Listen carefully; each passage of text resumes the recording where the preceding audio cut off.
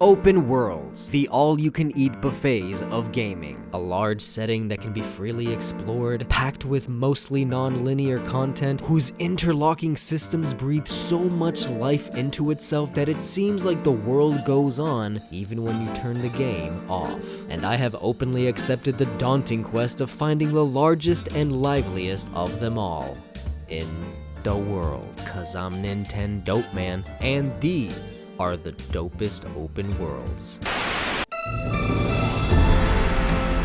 Shenmue is impressive. It's an early example of open world pre-GTA 3, but it's not that fun. It has all the ingredients that should equate to an awesome open world game, as well as a neat little window into the world of Japan, but falls short because it's just kind of boring. It's more of a noteworthy piece of gaming history.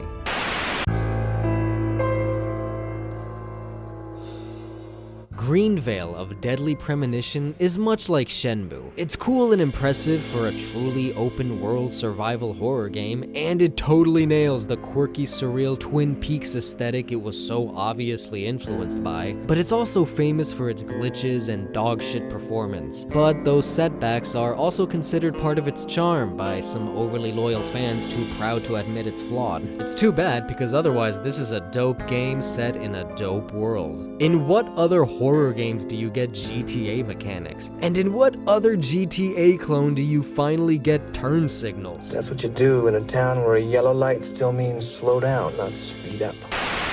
Good morning, city! When I was a kid, I loved Legos. And Lego versions of things. So a Lego GTA clone? Naturally, you play as the cop rather than the criminal, although more than half the main story missions have you go undercover to commit a bunch of crimes that you have to undo later. Tons of missions, tons of collectibles, tons of platforming and puzzles, tons of that Lego humor and charm, tons of everything. It's awesome. This game is Kid Me's dream come true. Nintendo Dope Kid approves. They call it the City of Angels. Funny, in my 30 years here, I haven't seen a single one. True Crime is another GTA clone from the PS2 era with one unique hook. The world is totally modeled after Los Angeles. Every street and every freeway is accurately recreated. Even the buildings are mostly the same. Residential and business district remained, and of course all the major landmarks in a map that spans from the beaches all the way to central LA. It's not the prettiest game, and you play as some douchebag cop, but it is fun just driving around actual LA without going through the nightmare that is actually driving around LA. Oh, God damn it!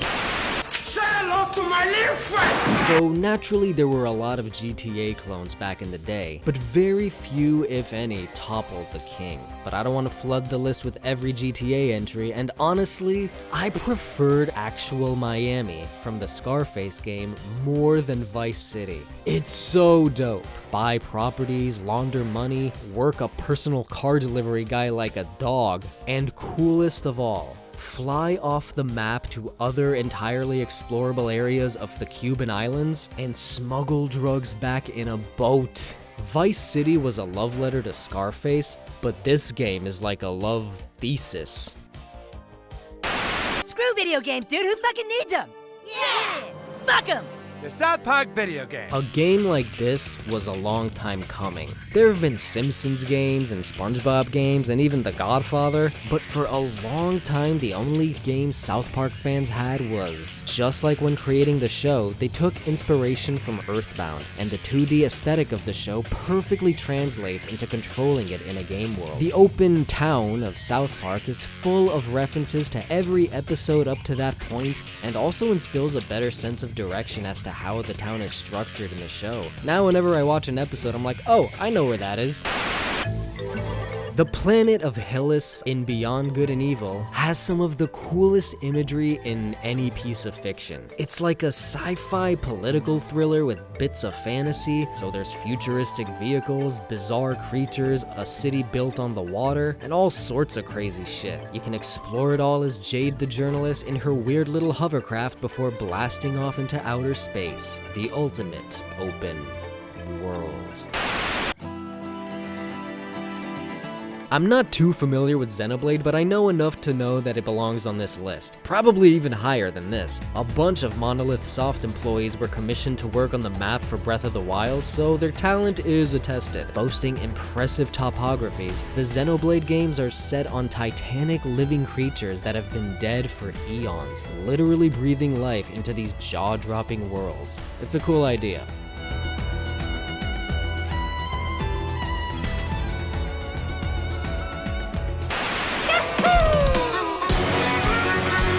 If there was any game that did not need to go open world, it was Mario Kart. But the aptly named Mario Kart World is so good that I had to squeeze it in at the last minute, even though I was trying to avoid doing that with GTA 6, because I figured that one's gonna throw my whole ranking way off. Although the lack of any adventure or story mode feels like a total waste of this amazing open world they built, and totally not worth $80, this is still fucking amazing. 36 actual courses all tied together by enough space that adds up to more like 100 courses. There's also all the little challenges and collectibles. The whole world just feels so lively. This is Mario Kart's Breath of the Wild moment, and it didn't even really need it.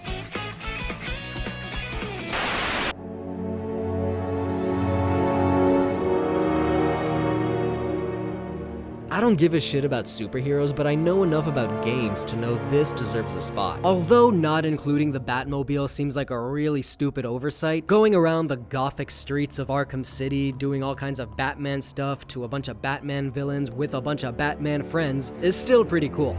I'm so serious.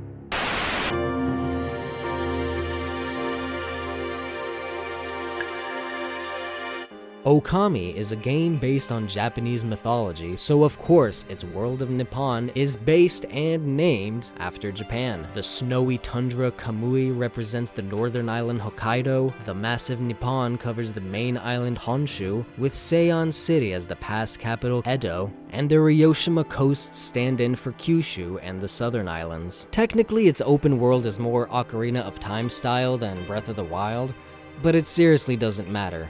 Rejuvenating this paradise is a reward in itself, and no matter how many times I play it, it always ends up feeling way bigger than I expect it to when the game begins.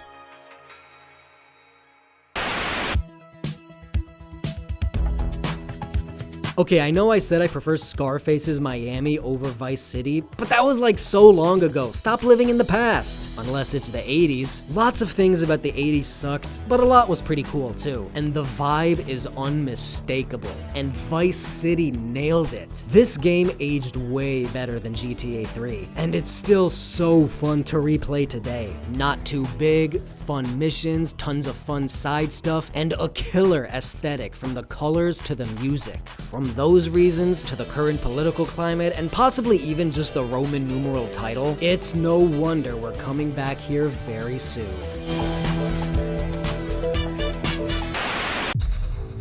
I will always remember Horizon Zero Dawn as the game that launched the same week as the Switch and Breath of the Wild and made me go, I'll get to it eventually. Because it's definitely incredible. In a world where giant mechanical monsters have laid waste to civilization, a young hunter named Aloy sets out on a quest to discover her past and explore another giant open world with so much fun stuff to do.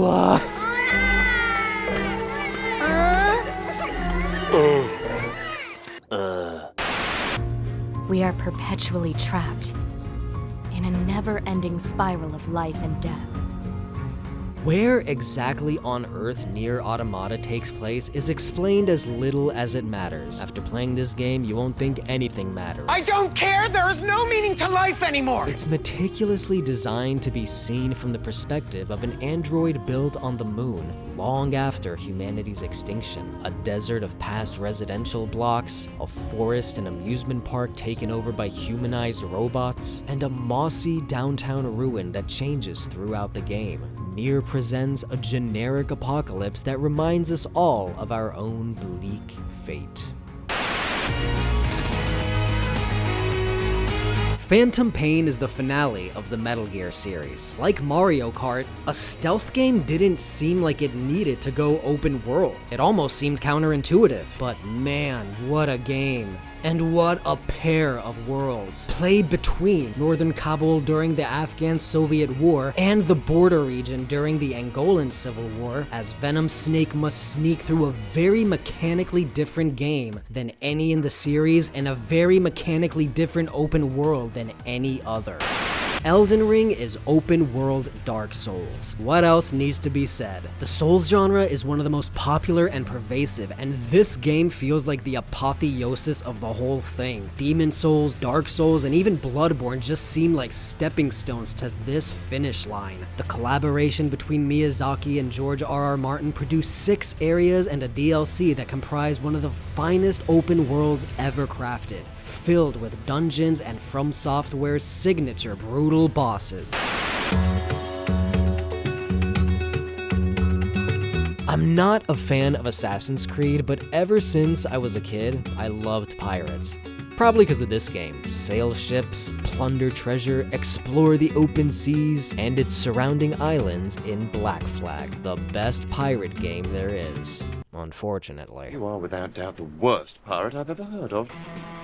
But you have heard of. Skyrim was a huge deal when it came out. I remember people just refusing to shut the fuck up about it, and I guess for good reason. Tamriel is a superb open world. Most of its technical and design innovations can be accredited to its predecessor Oblivion, but those were more perfectly realized in this massive game that I still have yet to fully dive into. Full of dragons and dungeons, quests and villages, customizations and collectibles, Skyrim is every nerd's wet dream, the ultimate fantasy RPG adventure.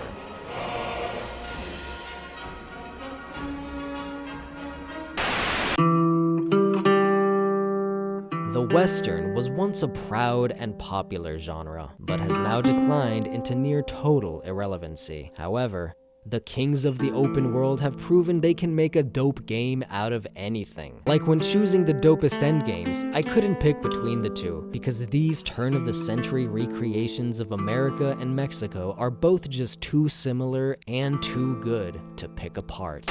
You cannot win a nuclear war! I love those dear hearts and gentle people. I don't know if Fallout started the obsession with post-apocalyptic settings, but it definitely did them better than any others. Some would give this spot to New Vegas, but I'm giving it to the Capital Wasteland. Starting in Vault 101 before opening into the ravaged vastness of Bethesda Ruins, Paradise Falls, tons of barren lands and ghost towns, and of course Oasis. This place is like someone dropped a nuke on BioShock. You might not be able to win a nuclear war, but you might be able to win this now classic game. As amazing as GTA 5 is, my favorite will always be San Andreas. Just the fact that it has 3 cities and all these other areas sometimes makes it feel bigger and denser than 5. LA, Vegas, San Francisco, the country, the desert, and the ocean, countless missions and collectibles and just stuff in each one, an absolute wealth of content that I happily revisit every few years.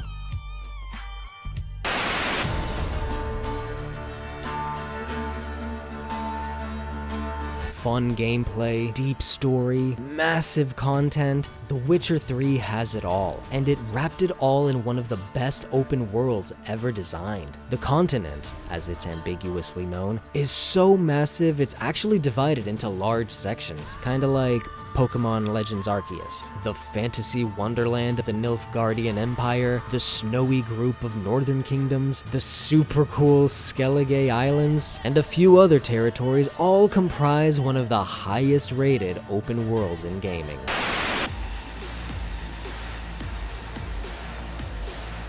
Currently the most expensive game ever produced, Cyberpunk is basically futuristic GTA. Cyberpunk as a genre is extremely underrated, I think, so it's awesome that it got a game so definitive of itself that it's just titled Cyberpunk. From the surrounding Badlands to the varied regions within, Night City is an unabashed banger of a setting. A cold blanket of neon-lit dystopia. Yet another modern game with way too much stuff to do. And people complain about Donkey Kong 64, goddamn. As much as I love San Andreas, GTA 5's Los Santos is just objectively better, so you know I'm not being biased here. As someone who's from LA, let me tell you, this place does feel like LA. And as someone who has played many games and explored many open worlds, let me tell you, Los Santos just feels so alive. There is a reason GTA 5 is the second best-selling game of all time, sitting at a comfy 215 million and counting. Not to mention all the online aspects, the triple protagonist design, the main missions and side quests and collectibles, the presentation, the gameplay, the vehicles, the radio, the NPCs, the graphics, the physics, the details. The way it feels way bigger than it looks, and the unbelievably dope open world containing it all. GTA 5 is the greatest open world game as of June 1st, 2023, when I am writing this before GTA 6 is revealed.